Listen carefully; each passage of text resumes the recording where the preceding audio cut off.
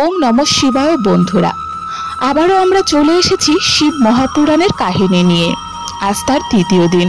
অধ্যায় 1 এবং অধ্যায় 2 ডেসক্রিপশন বক্সে লিংক দেওয়া আছে, সেখান থেকে আপনারা দেখে নিন। তো চলুন দেখে নেওয়া যাক শিব মহাপুরাণের তৃতীয় অধ্যায়ে কি বলা হয়েছে। বন্ধুরা, গতকাল আমরা আপনাদের শ্রবণ করিয়েছিলাম শিব মহাপুরাণের কাহিনী শ্রবণ করে চঞ্চলা কতটা সতী হয়ে উঠেছে এবং সে শঙ্করপ্রিয়া দেবী পার্বতী স্তবকে কিভাবে মাকে সন্তুষ্ট করে তার স্বামীর প্রাণ ভিক্ষা চেয়েছে। আজ তার স্বামীকে সে কিভাবে উদ্ধার করলো সেই কাহিনী আপনাদের শোনাতে চলেছি। তো চলুন আমাদের আজকের ভিডিওটি আজ শুরু করা যাক। চঞ্চলা মা পার্বতীকে স্তবে সন্তুষ্ট করলে মা পার্বতী চঞ্চলাকে বলে, হে সখী চঞ্চলা, তুমি যে স্তব করেছো তা শুনে আমি অতিশয় প্রসন্ন হয়েছি। বলো, তুমি কি বর চাইছো? তোমার জন্য আমার কিছুই অদেয় নয়। তখন চঞ্চলা বলে, হে নিষ্পাপ গিরিরাজ কুমারী, আমার স্বামী বিন্দু এখন কোথায়? তার গতি কি হয়েছে আমি তো কিছুই জানি না। আমি যেন আবার আমার সেই পতিদেবীর সঙ্গে মিলিত হতে পারি এমন ব্যবস্থা করুন। হে মহেশ্বরী, আমার স্বামী এক শূদ্র জাতীয় বেশ্যার প্রতি আকৃষ্ট হয়েছিলেন এবং সর্বদা পাপে নিমজ্জিত ছিলেন। কে জানে তিনি এখন কোথায়, কি অবস্থায় আছেন? একথা শুনে মা পার্বতী বললেন, হে কন্যা, তোমার সেই বিন্দুক নামক স্বামী ছিল এক মহাপাপী। তার চিত্ত ছিল চূড়ান্তভাবে কলুষিত। সে সেই দুষ্ট বেশ্যার ভোগে আসক্ত থেকে মৃত্যুর পরে বহু সহস্র বছর নরকে বিভিন্ন যন্ত্রণা ভোগ করেছে। তারপরে অবশিষ্ট পাপ ভোগের জন্য সে বিন্ধ্য পর্বতের অঞ্চলে এক পিশাচ হিসাবে জন্ম নিয়েছে। এখন সে সেই পিশাচ রূপেই অবস্থান করেছে এবং নানা প্রকার কষ্ট ভোগ করছে। সে শুধু বাতাস খেয়ে বেঁচে থাকে এবং সর্বদা যন্ত্রণা ভোগ করে। গৌরী দেবীর কথা শুনে উত্তম ব্রত পালনের প্রতীক চঞ্চলা অত্যন্ত ব্যথিত হয়ে পড়ল। কিন্তু তারপর নিজের মনকে স্থির করে সেই ব্রাহ্মণ পত্নী মহেশ্বরীকে প্রণাম করে বলল, হে মা পার্বতী, আমার উপর অনুগ্রহ করুন। সে দুষ্টকর্মে লিপ্ত আমার পাপী স্বামীর উদ্ধারের ব্যবস্থা করুন। কুৎসিত বুদ্ধির অধিকারী সেই মহাপাপী মানুষ কোন উপায়ে উত্তম গতি লাভ করতে পারে, অনুগ্রহ করে সেটি আমাকে বলুন। আমি আপনাকে প্রণাম জানাই। চঞ্চলার এই কথা শুনে দেবী পার্বতী বললেন, তোমার স্বামী যদি শিবপুরাণের সেই পুণ্যময় শ্রেষ্ঠ কাহিনী শ্রবণ করে তাহলে সে সমস্ত দুর্গতি অতিক্রম করে উত্তম গতি লাভ করতে পারবে। দেবী গৌরীর এই বাণীর শ্রদ্ধার সঙ্গে শুনে চঞ্চলা দুহাত জোর করে বারবার তাকে প্রণাম করল।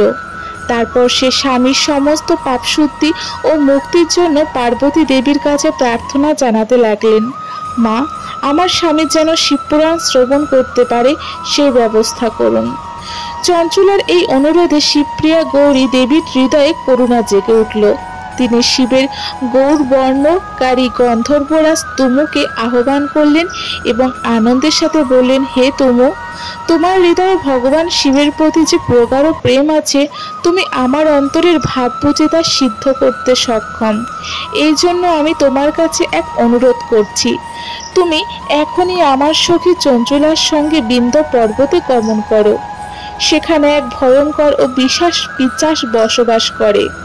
তার ইতিহাস আমি তোমাকে পূর্বেই বলে দিচ্ছি। সে পূর্বজন্মে বিন্দুক নামের এক ব্রাহ্মণ ছিল। সে ছিল আমার সখী চঞ্চলার স্বামী, কিন্তু পরে সে দুরাচারী হয়ে বেশ্যাগামী হয়ে পড়ে।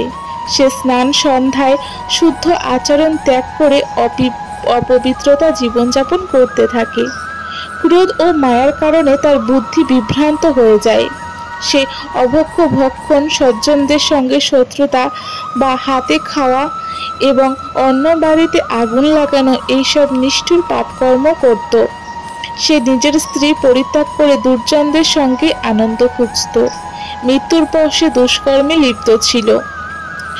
পরিণামে মৃত্যুর পর সে পাপীদের গন্তব্য যমপুরীতে গমন করে। সেখানে সে বহু নরকে যন্ত্রণাদায়ক ফল ভোগ করে। এখন তার অবশিষ্ট পাপের ফল ভোগ করতে সে বিন্ধ্য পর্বতের অঞ্চলে এক পিশাচ রূপে জন্ম নিয়েছে। সে এখন সেখান থেকে বিভীষিকাময় যন্ত্রণার মধ্যে বাস করছে। তুমি এখন সেখানে গিয়ে যত্ন সহকারে তাকে শিবপুরাণের সেই পবিত্র কাহিনী শোনাও, যা সমস্ত পাপ বিনাশ করে পূর্ণময় এবং মুক্তিদায়িনী। শিবপুরাণের কাহিনী শ্রবণেই সর্বশ্রেষ্ঠ পুণ্যকর্ম। এই শ্রবণের ফলে তার হৃদয় শুদ্ধ হবে, সে পেটজনে ত্যাগ করবে, সে দুর্গতি থেকে মুক্ত হবে। তারপর আমার আদেশে তাকে বিমানযোগে ভগবান শিবের কাছে নিয়ে এসো। মহেশ্বরী উমার এমন আদেশ শুনে গন্ধর্বরাজ তুমু অত্যন্ত আনন্দিত হলেন। তিনি নিজের সৌভাগ্যের প্রশংসা করলেন এবং সতী সাধ্বী চঞ্চুলাকে সঙ্গে নিয়ে এক বিন্দু বিমান এর আরোহণ করলেন। নারদের প্রিয় বন্ধু তুমু দ্রুত গমন করে বিন্ধ্যাচল পর্বতে পৌঁছালেন। সেই স্থানে যেখানে তিনি পিশাচ বাস করত সেখানে তারা সেই পিশাচকে দেখতে পেলেন। তার শরীর ছিল বিশাল, সে কখনো হেসে উঠত, কখনো কাঁদত, আবার কখনো হঠাৎ লাফিয়ে উঠত। পিশাচের আকৃতি ছিল অত্যন্ত ভয়ঙ্কর এবং বিকট। ভগবান শিবের গৌর বর্গানকারী মহাবলী গন্ধর্ব তুমু সেই ভয়ানক পিশাচকে দড়ি দ্বারা বেঁধে ফেললেন। তারপর শিবপুরাণ শ্রবণের সংকল্প করে তিনি মহোৎসবপূর্ণ এক স্থানে মণ্ডপ ইত্যাদি নির্মাণ করলেন। এই ঘটনা এত বিশিষ্ট ও আশ্চর্যজনক ছিল যে অতি দ্রুত তার সমস্ত লোকালয়ে প্রচারিত হয়ে গেল। দেবী পার্বতীর আজ্ঞায় এক পিশাচের উদ্ধারের জন্য শিবপুরাণের পবিত্র কাহিনী পাঠ করা হচ্ছে, আর তা করছেন স্বয়ং গন্ধর্বরাজ তুম্বু। এই সংবাদ শুনে সেই শ্রবণের লোভে বহু দেবর্ষি, ঋষি ও মুনি সেখানে উপস্থিত হলেন।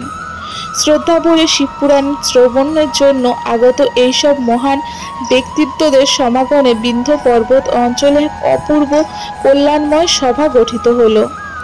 এরপর তুম্বু সেই পিশাচকে দড়ি দিয়ে বেঁধে একটি আসনে বসালেন এবং হাতে বীণা তুলে নিয়ে গৌরীপতি শিবের কাহিনী গাইতে শুরু করলেন। তিনি প্রথমে বিদেশ্বর সংহিতা থেকে শুরু করে সপ্তম বায়ু সংহিতা পর্যন্ত শিবপুরাণের সমস্ত কাহিনী মহত্ব সহ পরিষ্কারভাবে ও শ্রদ্ধার সাথে শ্রবণ করালেন। সেই 7টি সংহিতা সহ বিষ্ণু পুরাণের শ্রবণ শেষে সকল শ্রোতা আত্মতৃপ্তি এবং কৃতার্থ হলেন। এই পবিত্র কাহিনী শোনার পরে সেই পিশাচ আর সমস্ত পাপ ধুয়ে ফেলল এবং পিশাচ শরীরে ত্যাগ করল। তারপর সে বিন্দুরূপ লাভ করল। তার অঙ্গের দীপ্তি গৌরবর্ণ হয়ে উঠল, তার শরীর শ্বেতবস্ত্র এবং উপযুক্ত অলঙ্কারে জ্বলজ্বল করছিল। সে ত্রিনয়নধারী চন্দ্রশেখর রূপে পরিণত হলো। এভাবেই দিব্যদেহ লাভ করে শ্রীযুক্ত বিন্দুক আর পত্নী চঞ্চুলার সঙ্গে স্বয়ং ভগবান শিবের গুণগান করতে লাগলেন। নিজের পত্নীর ঐশ্বরিক রূপ দেখে সে নিজেও বিস্মিত হয়ে গেল এবং তার চিত্ত পরম আনন্দে পূর্ণ হয়ে উঠল। ভগবান মহেশ্বরের এই অপূর্ব চরিত্র শুনে সকল শ্রোতা অতীব কৃতার্থ হলেন এবং পরে সকলেই নিজ নিজ ধামে ফিরে গেলেন। বিন্দুক এক সুন্দর দিব্য বিমানে নিজের প্রিয় পত্নীর পাশে বসে আকাশে ভ্রমণ করতে করতে ভগবান শিবের গুণগান করতে করতে তুম্বুর শব্দে শিবধামে পৌঁছে গেলেন। সেখানে ভগবান শিব এবং দেবী পার্বতী তাদের আতিথ্যের সহকারিতা বরণ করলেন। বিন্দুককে শিবের পার্শ্বদ রূপে স্থান দেওয়া হলো। তার স্ত্রী চঞ্চুলা পার্বতী দেবীর সখী রূপে স্বীকৃতি পেলেন। এভাবেই এই দুই সম্পত্তি সনাতন আনন্দময় ধামে চিরকাল সুখে ও স্থিরভাবে বসবাস করতে লাগলেন। এই কাহিনী শোনার পর ঋষি শৌনক বললেন, হে মহাপ্রজ্ঞ, হে ব্যাসসিদ্ধ, হে সুতজি, আমি আপনাকে প্রণাম জানাই। আপনার গুণ অপরিসীম এবং বর্ণনাযোগ্য।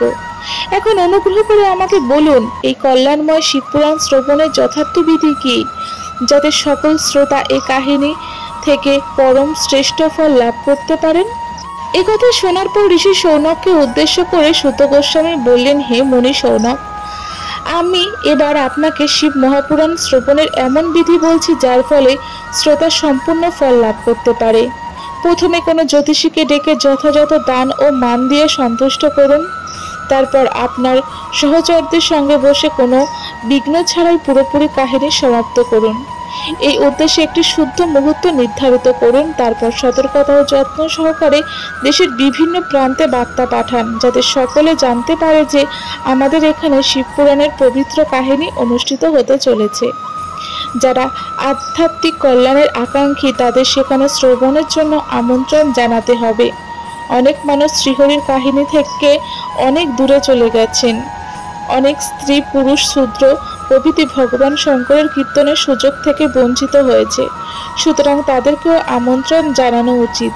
এভাবে এমন ব্যবস্থা করা উচিত যাতে কেউ বঞ্চিত না হয়। যারা দেশ জুড়ে শিবভক্ত এবং শিবকথা শ্রবণ ও কীর্তনের প্রতি আগ্রহী তাদের আন্তরিকভাবে আহ্বান করুন। আগত সকল শ্রোতার যথাযোগ্য সেবা ও সম্মান প্রদান করতে হবে। শিব মন্দিরে, পবিত্র তীর্থে, অরণ্য অঞ্চলে অথবা নিজ গৃহেও শিবপুরাণের শ্রবণের জন্য একটি পবিত্র স্থান নির্মাণ করা উচিত।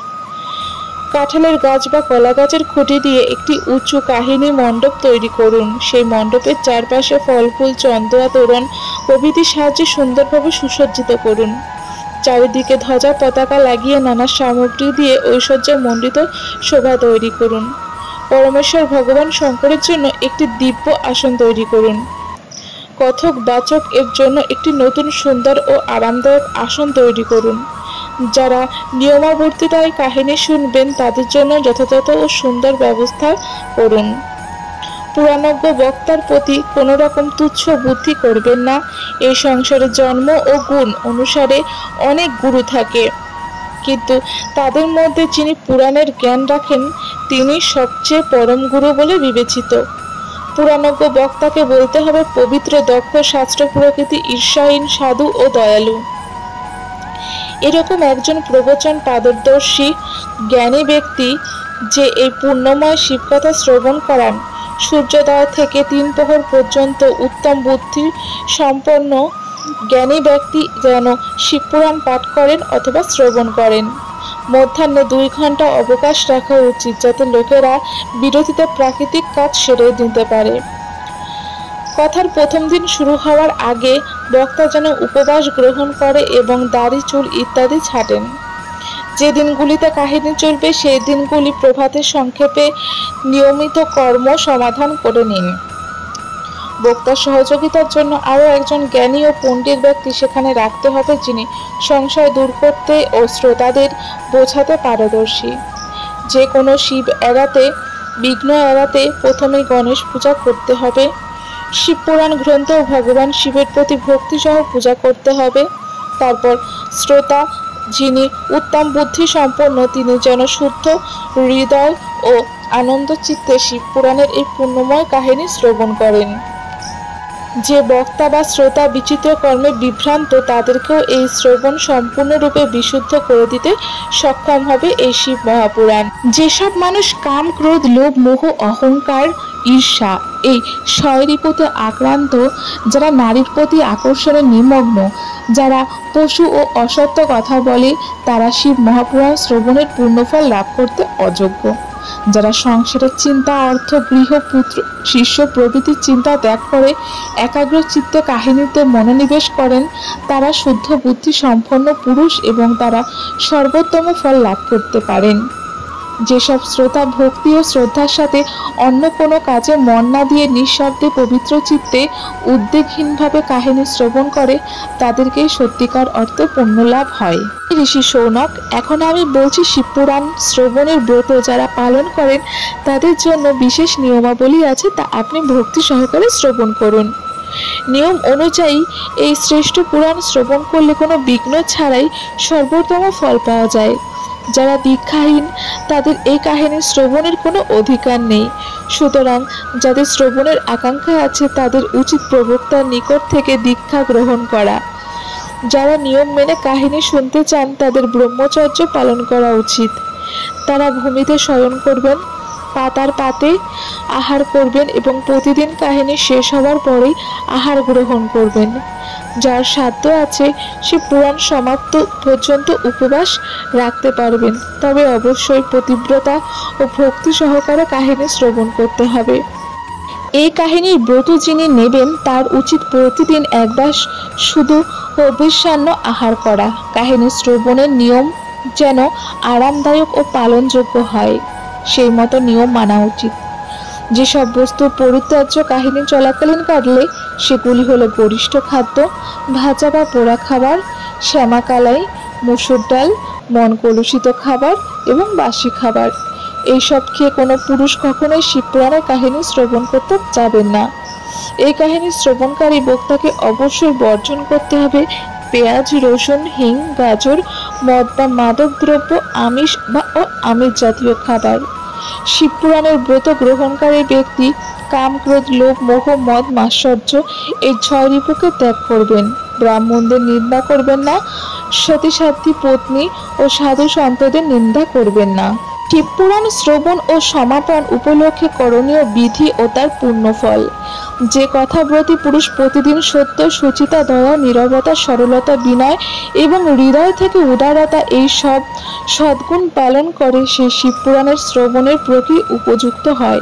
শ্রোতা যদি সকাম অর্থাৎ কোনো কামনা থাকে, নিষ্কাম কোনো কামনা না থাকেন, উভয়ের উচিত নিয়ম মেনে কাহিনী শ্রবণ করা। সকাম ব্যক্তি তার চাওয়া ফল পায়, নিষ্কাম ব্যক্তি তার মোক্ষ লাভ করে। দরিদ্র, ক্ষয়রোগে আক্রান্ত, পাপী, দুর্ভাগা বা নিঃসন্তান ব্যক্তি এই শিবপুরাণের শ্রেষ্ঠ কাহিনী শ্রবণ করলে তাদের কল্যাণ ঘটে। কাকব্রতীধারিণী, বন্ধা এবং যাদের গর্ভপাত হয়েছে এমন 7 ধরনের অশুভ নারীর এবং সমস্ত নারী পুরুষের সকলের উচিত এই মহৎ শিবপুরাণ শ্রবণ করা। কথা শেষ হলে কি করণীয় তা এখন বলা হচ্ছে। শিবপুরাণ পাঠ বা শ্রবণ সম্পন্ন হলে ভক্তি এবং যত্ন সহকারে শিবপুরাণ গ্রন্থের ঠিক সেই রকম পূজা করতে হবে যেমন শ্রী শিবের মূর্তি পূজা করা হয়। এরপর কথা বক্তার পূজাবিধি মেনে করতে হবে। শিবপুরাণ গ্রন্থের জন্য নতুন ও সুন্দর কাপড় নিয়ে গ্রন্থ বস্ত্র তৈরি করুন। মজবুত শোভন গ্রন্থিতে অর্থাৎ দড়ি দিয়ে বাঁধুন। তারপর স্নান করে বিধিপূর্বক পূজা করুন। গ্রন্থ ও বক্তার উৎসাহবচ্চ পূজা করবে। বক্তা সহকারী যিনি পণ্ডিত তাকেও সম্মান এবং দান দীক্ষা পূজা করুন। উপস্থিত সময়ে ব্রাহ্মণকে খাদ্য অর্থ দান করুন। সঙ্গীত, বাদ্যযন্ত্র, নৃত্য ইত্যাদি দিয়ে এক মহোৎসব করুন। বিশেষ অনুশাসন, শেষ দিনে বিশেষভাবে সেই গীতার পাঠ শুনুন যা শ্রী রামচন্দ্র থেকে শিবজি বলেছেন। যদি শ্রোতা গৃহস্থ হন তবে তিনি হোম করবেন পবিত্র অন্ন হবিষ্যান্ন দিয়ে। হোম করতে না পারলে ব্রাহ্মণকে হোমযজ্ঞে ব্যবহার করা অন্ন দান করুন। দোষক্ষয় ও শান্তির জন্য শিব সহস্রনাম পাঠ করুন অথবা শ্রবণ করুন। এই সব দ্বারা সকল সফলতা অর্জিত হয়, বিষয়ে কোনো সন্দেহ নাই। শিবপুরাণ শ্রবণে ব্রতের সমাপ্তির জন্য 11 জন ব্রাহ্মণকে মধুর মিশ্রিত ক্ষীর খাওয়ান এবং তাদের দক্ষিণা প্রদান করেন। যদি সাধ্য থাকে তবে 3 তোলার সোনার এই সিংহাসন তৈরি করুন, তাতে উত্তম অহংকারে শিবপুরাণ লিখে বিধিপূর্বক গ্রন্থ স্থাপন করুন। বৈদিক নিয়মে পূজা করুন। দক্ষিণা সহ সেই গ্রন্থ জিতেন্দ্রীয় আচার্যের হাতে অর্পণ করুন। এই পুরাণ দানের প্রভাবে ভক্ত শিবের কৃপা ভববন্ধন থেকে মুক্তি পায়। এইভাবে সমস্ত নিয়ম অনুষ্ঠান সঠিকভাবে পালন করা উচিত। শ্রী সম্পূর্ণ শিবপুরাণে সর্বোত্তম ফল প্রদান করে, ভোগও দেয় আবার মোক্ষও দেয়। যার চিত্ত আনন্দময় স্বরূপ কখনোই বিভিন্ন গুণের স্পর্শে আসে না, যিনি নিজের মহিমায় সমগ্র জগতের ভিতর এবং বাইরে বিরাজমান, যিনি মন ও বাগবৃদ্ধির মধ্যে আলোকরূপে উদ্ভাসিত, সেই অনন্ত আনন্দঘন পরম শিব, আমি তারই শরণ গ্রহণ করছি। এই মন্ত্রপণ স্তবের মাধ্যমে আজকে শিব মহাপুরাণের 2য় অধ্যায়ের পাঠ সমাপ্ত হলো। এই সম্পূর্ণ পাঠ শ্রাবণ মাসব্যাপী আমরা প্রচেষ্টা করব আপনাদের সমগ্র শিব মহাপুরাণের কাহিনী শ্রবণ করাতে। কিন্তু আমাদের আপনার কাছে একটি বিনীত অনুরোধ আছে, আপনারা প্রতিদিন নিয়ম করে এই শিব মহাপুরাণের কাহিনী অবশ্যই শ্রবণ করবেন। যেমনটি আপনি শুনেছেন, অপূর্ণ পাঠের পূর্ণফল লাভ হয় না। যদি আজ আপনি প্রথমবার আমাদের চ্যানেলে এসেছেন তবে জানিয়ে রাখি, আমরা এই চ্যানেলে পুরাণ ও শাস্ত্র থেকে নেওয়া বিশুদ্ধ ও প্রমাণ ভিত্তিক কাহিনীই বলি, যেগুলি সরাসরি বেদ, পুরাণ এবং উপনিষদ থেকে সংগৃহীত হয়েছে। এগুলিতে কোনো রকম মিশ্রণ বা বিকৃত করা হয় না। এমন বিশুদ্ধ ও শাস্ত্রসম্মত কাহিনী প্রত্যেক দিন শুনতে চাইলে এখনো যদি না করে থাকেন, তাহলে আপনারা আমাদের এই চ্যানেল ধর্মকথা সম্পা সাবস্ক্রাইব করে রাখুন। আর শিবপুরাণের এই মহান কাহিনী তৃতীয় অধ্যায় এখনই আপনার পরিবারের সকল সদস্য, সন্তান, পুত্র, আত্মীয় স্বজনদের সাথে শেয়ার করুন, যাতে এই শ্রাবণ মাসে তারাও ভগবান শিবের বিশেষ কৃপা লাভ করতে পারে। তো বন্ধুরা, আমরা আবার দেখা করব আগামী পর্বে শিব মহাপুরাণের পরবর্তী অধ্যায় নিয়ে। সবাই ভালো থাকবেন, সুস্থ থাকবেন এবং কমেন্ট বক্সে ওম নমঃ শিবায় লিখতে একদমই ভুলবেন না।